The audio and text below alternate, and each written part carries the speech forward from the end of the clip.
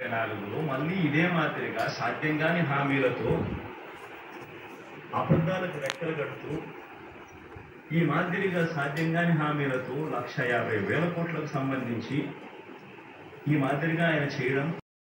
ఈరోజు ఈ మాటలన్నీ కూడా నేను చెబుతూ ఒక విషయం చెప్తా ఉన్నా. జగన్ అబద్ధలాడు, జగన్ మోసం చేయలేకపోతే చేయలేమని చెప్తాడు తప్ప నుంచి జగన్ ఎప్పుడు అబద్ధలాడు, జగన్ ఎప్పుడు మోసం చేయడు.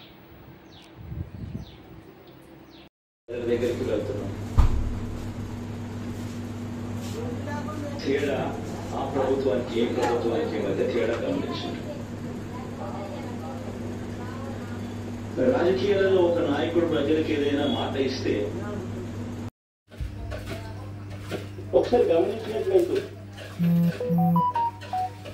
అప్పుడు పరిస్థితిలో ఒకసారి గమనించినట్లయితే కంపౌండెడ్ యాన్యువల్ గ్రోత్ 2014 నుంచి 2019 దాకా